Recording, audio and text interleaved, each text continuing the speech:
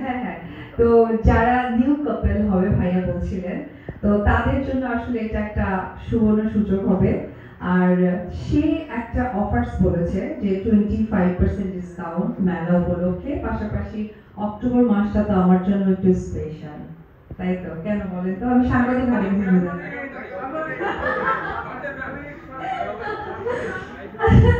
তো যেটা হয়েছে যে ভাইয়ার সাথে কথা হলো, আমিও অক্টোবর মাসটাই বেছে নিলাম, এবং আমার কাছে মনে হলো সাংবাদিক ভাইদের জন্য আমার একটা টপিকও হয়ে গেল। অক্টোবর মাসটা আমার জন্য একটা স্পেশাল, এবং আমার কাছে মনে হয়েছে ফার্নিচার একটা মেয়ের প্রথম জীবনের জন্য একটা স্পেশাল জায়গা রাখে, কারণ সে তার নতুন সংসার সাজাতে কিন্তু প্রথমেই একটা সুন্দর ফার্নিচার তার বাবা মা বা ফ্যামিলির কাছে আর্জি করে যে আমি আমার বেডরুমটা এইভাবে সাজাতে চাই, আমি আমার ড্রয়িং রুমটা সাজাতে চাই।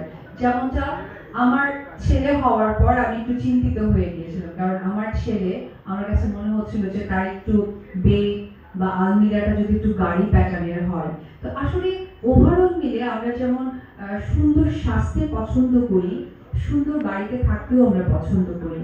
সেই সুন্দর বাড়িটা কিন্তু সজ্জিত করে একটা ফার্নিচার দিয়ে। যখন আপনি দেখবেন একটা ড্রয়িং রুমে সুন্দর একটা সোফা, আবার ডাইনিং এ গিয়ে দেখবেন সুন্দর একটা ডাইনিং টেবিল, সুন্দর চেয়ার, এবং পাশে দেখবেন যে ফ্যামিলি লিভিং, সেখানে একটা সোফা সেট, বেডরুমটা একরকম, আমাদের সন্তান যদি হয় মেয়ে, সেটার ফার্নিচারটা অন্যরকম।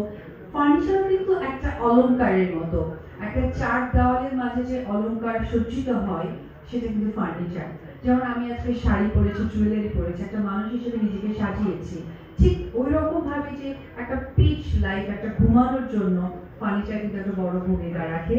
আর ধন্যবাদ জানাই আমার ছেলের বার্থডেতে এসএম ফার্নিচার থেকে আমার একটা ফ্যামিলি লিভিং সহকারে একটা দোলনা গিফট গেছে, সেই জন্য একটা তালি চাই।